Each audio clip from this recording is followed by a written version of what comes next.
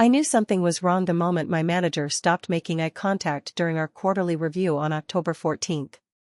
For 8 months, I had led the company's highest-performing client retention project, worked weekends without complaint, and consistently exceeded every metric attached to my position.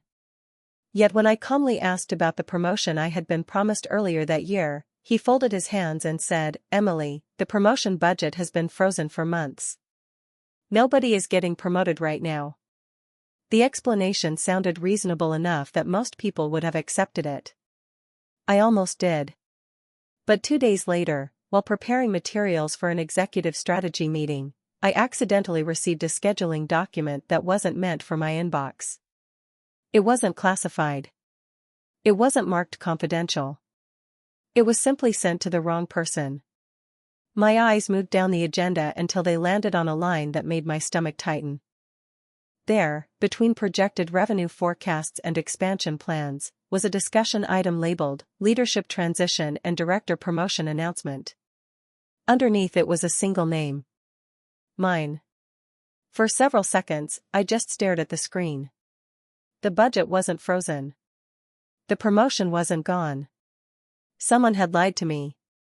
What I didn't know yet was why they were trying so hard to keep me from finding out. I was 28 years old when I learned that some of the most important decisions in a company aren't made in conference rooms, they're made in the quiet conversations that happen before anyone else enters the room. I had worked at Mercer Strategic Solutions for nearly 4 years, starting as a junior analyst and slowly building a reputation for solving problems other departments avoided. I wasn't the loudest person in meetings, and I never played office politics particularly well. While others focused on visibility, I focused on results.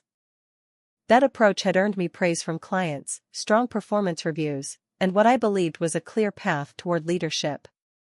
At least, that's what I had been told. Earlier that year, my director, Jason Reynolds, had personally assured me that I was the strongest candidate for the upcoming Director of Operations role. Then the conversations became shorter. The updates became vague. The timelines disappeared. By October, every question I asked received the same answer: budget freeze. Meanwhile, I noticed something else. Certain meetings were happening without me. Reports I normally reviewed were being redirected. Decisions involving my projects were suddenly being discussed behind closed doors. None of it was enough to prove anything. But together, it created a pattern. And patterns have a way of revealing truths long before people are ready to admit them. The morning after I found my name on the boardroom agenda, I arrived at the office exactly as I always did, 7:12 a.m., coffee in one hand, laptop bag over my shoulder, expression neutral. If anyone expected me to react emotionally, they would have been disappointed. Years earlier, my father had taught me something valuable about negotiations. The first person who shows their hand usually loses. So instead of confronting anyone, I started paying attention. By noon, I had already noticed 3 things. First, Jason was unusually tense whenever I entered a room. Second, HR Director Melissa Grant stopped a conversation mid-sentence when she saw me approaching the executive suite. Third, a new calendar invite appeared on several senior leaders' schedules for the following Thursday. The meeting title simply read, Leadership Alignment Session. No attendees below vice president level were included. Under normal circumstances, none of that would have meant much. But after seeing that boardroom agenda, every detail felt different. That afternoon, I received another surprise. An email from finance requesting updated operational forecasts for the upcoming fiscal year. The request itself wasn't unusual. What caught my attention was the approval chain attached to the document. At the bottom sat a draft organizational chart. My position was listed differently. Instead of Senior Operations Manager, the chart showed Director of Operations. I read it twice to make sure I wasn't imagining it. Then I quietly downloaded the document and continued working as if nothing had happened. The next week became an exercise in patience. Jason continued repeating the same story. Corporate isn't approving promotions. Budgets are locked. The timing just isn't right. Each explanation sounded polished, practiced, and carefully rehearsed. Meanwhile, my workload kept increasing. 2 major client accounts were reassigned to my supervision. I was asked to review leadership training materials normally reserved for directors. An executive vice president requested my attendance at a strategy call involving expansion planning for the following year. The contradiction was impossible to ignore. If leadership believed budgets were frozen, why were they preparing me for responsibilities above my current role? The answer arrived on Tuesday afternoon in the form of an accidental phone call. I was sitting in a conference room reviewing vendor contracts when Jason called. Except he hadn't meant to call me. He had intended to call Melissa in HR. Before realizing his mistake, he spoke first. "I still don't think she's ready to hear about Thursday," he said. There was a pause. Then silence. A few seconds later, the call disconnected. I stared at my phone screen. Thursday. The same day as the leadership alignment meeting. Whatever was happening, it was close. For the first time, I considered escalating the issue directly. I could have forwarded documents. I could have confronted HR. I could have demanded answers. Instead, I waited. Because if someone was actively hiding information, forcing them to continue usually revealed more than interrupting them. Wednesday evening, another unexpected detail surfaced. While finalizing quarterly reports, I received a request from the executive assistant supporting the CEO. She needed updated performance summaries for all operational departments before Thursday morning. As I assembled the materials, I noticed something unusual in the distribution list. Alongside the CEO, CFO, and board representatives was an outside consulting firm specializing in executive succession planning. Succession planning. Not budgeting. Not restructuring. Leadership succession. My suspicion hardened into certainty. This wasn't about whether a promotion existed. It clearly did.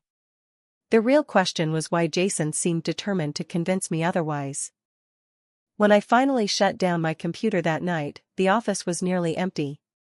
Most lights had already been turned off.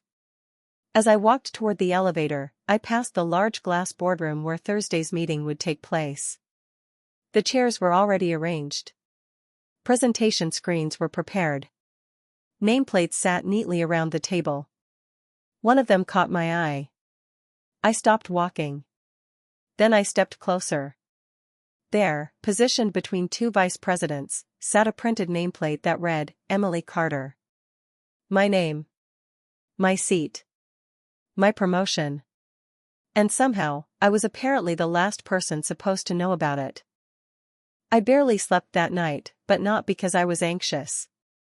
What kept me awake was the growing realization that the promotion itself was no longer the most interesting part of the story. Promotions happen every day. People get recognized. Titles change. Salaries increase. What didn't happen every day was discovering that multiple people inside a company were actively working to keep the recipient unaware of her own advancement. By Thursday morning, I wanted answers more than I wanted the title. I arrived early and settled into my office before most of the floor had filled. At 8:03 a.m., an email from Jason appeared in my inbox. The subject line read, "Schedule adjustment." Inside was a short message instructing me to cover a client escalation call at 10:00 a.m., the exact same time as the leadership alignment meeting. I read it twice. Then a third time. The timing was almost impressive in its transparency. He wasn't trying to delay me anymore. He was trying to keep me physically away from the room. I replied with a simple sentence, "Understood. I'll prioritize company needs." Then I closed the email. At 9:17 a.m., another message arrived, this one from the CEO's executive assistant. "Emily, confirming your attendance for today's boardroom session at 10 a.m.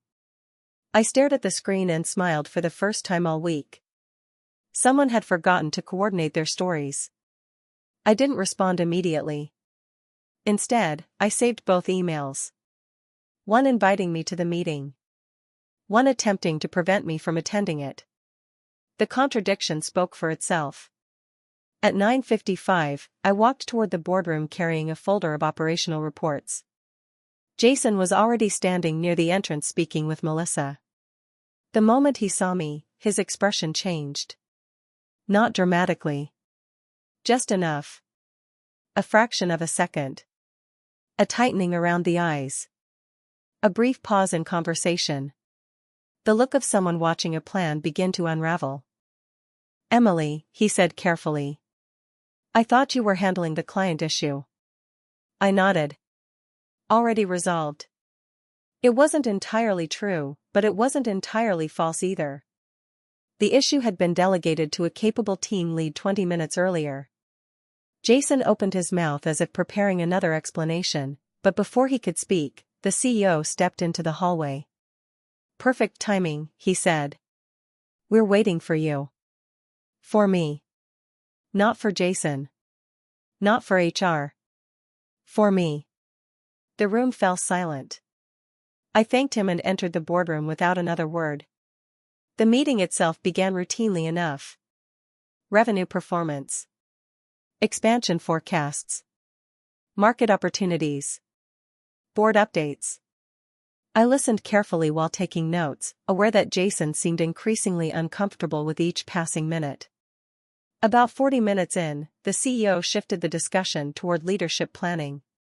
The outside consultants presented succession recommendations based on performance metrics collected over the previous year. Slides appeared on the screen. Charts. Evaluations. Retention data. Team performance rankings. Then one slide remained visible longer than the others. My photograph appeared beside a summary of operational achievements. Revenue growth. Client retention. Department efficiency improvements. Every major initiative I had led was listed. The consultant finished speaking and concluded with a sentence I still remember word for word. "Our recommendation is unanimous." The room became quiet. The CEO nodded. Then he looked directly at me. "Congratulations, Emily. Effective November 1st, we'd like you to assume the role of Director of Operations." For a moment, nobody spoke. Then board members began offering congratulations. Vice presidents shook my hand. Several executives smiled as though the decision had been obvious all along. Across the table, Jason sat perfectly still. Not angry. Not shocked. Something closer to defeated. And then the CEO asked a question that changed everything. "Before we finalize the announcement," he said, looking around the room, "is there any reason this should not move forward?" Most people expected silence. Instead, someone cleared their throat. It wasn't me. It wasn't Jason. It was the Chief Financial Officer. And the next words that left his mouth explained exactly why I had spent months being told a promotion budget freeze that never existed. The CFO adjusted his glasses, glanced briefly at a folder in front of him, and then looked directly at the CEO. "Actually," he said, "before we proceed, I think we need to address something that's been brought to my attention over the last 48 hours. The energy in the room shifted immediately. A few executives exchanged confused looks. The outside consultant stopped taking notes. Across the table, Jason's posture changed almost imperceptibly. It was the first time all morning he looked genuinely nervous. The CEO leaned back in his chair. "Go ahead." The CFO opened the folder. Earlier this week, Finance was asked to verify historical compensation and promotion records related to the operations division. He paused. The request revealed some inconsistencies. Nobody spoke. The room became so quiet I could hear the air conditioning system humming above us. The CFO continued. "Specifically, there appears to have been repeated communication indicating that promotion budgets were frozen company-wide." He flipped a page. "However, financial records show no such freeze was ever approved." Several heads turned toward Jason. He stared forward without reacting. In fact, the CFO added, "The operations division received additional leadership allocation funding in January." January. Nearly 10 months earlier. The exact period when Jason had first started delaying conversations about my promotion. My pulse remained steady, but inside, pieces were rapidly connecting. The CFO wasn't finished. We also discovered that recommendations submitted by senior leadership regarding succession planning were altered before being forwarded to executive review. That statement landed harder than the first one. Altered. Not delayed. Not overlooked. Altered. The CEO's expression hardened. Altered by whom? The CFO looked down briefly before answering. Based on the audit trail, changes originated from Director Jason Reynolds' approval account. For several seconds, nobody moved. Jason finally spoke. That's not the full context. His voice sounded controlled, but there was strain underneath it. Then provide the context, the CEO replied. Jason took a breath. I believed Emily needed additional development before moving into executive leadership. The explanation might have worked if months of documentation hadn't existed. Unfortunately for him, documentation did exist. The consultants immediately referenced their evaluation reports. Every assessment ranked me as the strongest internal candidate. Client satisfaction scores were the highest in division history. Employee retention under my leadership exceeded every benchmark. Even board feedback was overwhelmingly positive. The evidence wasn't merely supportive. It was overwhelming. The CEO turned toward me. Were you informed that budget constraints prevented advancement? I answered honestly. Multiple times. The CFO slid another document across the table. We anticipated that response. I recognized the attachment immediately. It was one of Jason's emails. The same explanation. The same budget freeze claim. The same language he had repeated for months. Except now it sat in front of the executive team alongside financial records proving it was false. Jason attempted another defense. My intention was to manage expectations. Nobody responded. Because everyone in the room understood the difference between managing expectations and withholding opportunities. The distinction was becoming impossible to ignore. Then something happened that surprised me. Melissa from HR spoke up. Until that moment, she had remained silent. I think the board should also review the succession recommendation submissions from March and June. Her voice was calm but firm. Jason slowly turned toward her. The look on his face suggested he hadn't expected her to say anything. The CEO requested the documents. Within minutes, they appeared on the screen. Side by side. Original recommendations on the left. Submitted versions on the right. My name appeared throughout both documents. But in the submitted versions, entire sections had been removed. Leadership readiness assessments. Promotion recommendations. Succession planning notes. Every reference supporting advancement had either been edited or deleted before reaching executive review. Nobody needed further explanation. The evidence explained itself. Months of delays. Repeated misinformation. Missing recommendations. Altered records. Suddenly the promotion meeting wasn't about celebrating a new director. It had become an executive investigation. The CEO closed the folder and folded his hands. Jason, he said quietly, I think we need a separate conversation after this meeting concludes. Around the table, everyone understood exactly what that meant. But the most unexpected moment came seconds later when the CEO turned back toward me and said, There's one more thing you should probably know. What he revealed next was something I had never seen coming, and it completely changed the future of my career. The room was still processing everything that had just happened when the CEO looked toward the board members seated along the far side of the table. Several of them exchanged knowing glances. It was the kind of silent communication that happens when a decision has already been discussed privately and only the final announcement remains. Then the CEO looked back at me. Emily, he said, the Director of Operations role was only the beginning of today's discussion. For the first time that morning, I felt genuinely surprised. He continued. Over the last 6 months, the board has been evaluating a larger organizational restructuring tied to our expansion plans. A presentation appeared on the screen behind him. I recognized the company growth projections immediately. New markets. Additional offices. Increased operational oversight. The scale was much larger than anything my department had previously handled. The CEO clicked to the next slide. At the top was a new position title, Vice President of Operational Strategy. I assumed it was simply part of the restructuring plan. Then I saw my photograph beside the role description. The room disappeared for a second. Not literally, but mentally. I had spent months trying to understand why a director promotion was being delayed. I had never imagined leadership was evaluating me for a position above that level entirely. The CEO smiled.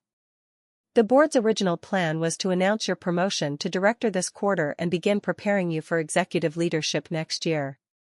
He paused. After reviewing performance data, the recommendation changed. One of the board members leaned forward. Frankly, your results made the timeline difficult to justify. Several executives nodded in agreement. The outside consultants confirmed that my leadership evaluations ranked among the strongest they had reviewed during the company's recent succession planning cycle. Suddenly, months of confusing assignments started making sense. The executive strategy calls. The expansion planning meetings. The unusual leadership projects. They hadn't been testing whether I could perform as a director. They had been evaluating whether I could operate at an executive level. The CEO folded his hands. Effective November 1st, you'll assume the director position as planned. Pending board approval at year-end, you'll transition into Vice President of Operational Strategy during the first quarter. For a moment, nobody spoke. Then applause spread around the room. It wasn't loud or theatrical. Just genuine. Respectful. Professional. The kind of recognition that feels earned because it wasn't requested. Across the table, Jason sat in complete silence. The contrast was impossible to ignore. Months earlier, he had convinced himself that controlling information would control the outcome. Instead, every attempt to block advancement had simply created a paper trail. Every altered recommendation. Every misleading email. Every unnecessary delay. All of it had eventually surfaced under executive scrutiny. The meeting concluded shortly afterward. By late afternoon, Jason had been placed on administrative leave pending formal review. 2 weeks later, company leadership announced his departure. No dramatic public confrontation. No shouting. No revenge speech. Just consequences. Quiet, professional consequences supported by documentation. The following Monday, an internal announcement introduced me as the incoming Director of Operations. My inbox filled with congratulatory messages from employees throughout the company. Many included a version of the same sentence, "We thought you already deserved this months ago." The irony wasn't lost on me. Months of effort had gone into preventing a promotion that was apparently obvious to almost everyone except the person trying to stop it. 6 months later, I stood in front of a leadership summit presenting our national expansion strategy as the company's newest vice president. During a break between sessions, I looked out across the conference center and remembered that October morning when I had first seen my name on a boardroom agenda. At the time, I thought I had discovered a hidden promotion. In reality, I had uncovered something much more valuable. Proof that competence leaves evidence. Results leave evidence. Integrity leaves evidence. And eventually, when the right people start asking the right questions, evidence speaks louder than politics ever can. A year after that boardroom meeting, I walked through the same executive floor where I had once been told that promotions were impossible, budgets were frozen, and timing wasn't right. The difference was that now I carried a vice president title, oversaw multiple divisions, and sat in many of the meetings I had once been excluded from. Looking back, the promotion was never the most important victory. The real victory was learning that silence can be stronger than confrontation when it's backed by preparation, patience, and facts. I never exposed anyone publicly. I never argued in hallways. I never tried to win through office politics. I simply allowed the truth to reach the people responsible for making decisions. Eventually, it did. The people who underestimated me believed they were controlling the narrative. What they didn't realize was that performance creates its own record. And records have a way of surviving long after excuses fall apart. Sometimes karma doesn't arrive as dramatic revenge. Sometimes it arrives as a boardroom door opening at exactly the right moment. If you've ever stayed professional while someone tried to hold you back, if you've ever trusted your work to speak louder than politics, subscribe. Because some victories happen quietly and those are often the ones people remember the longest.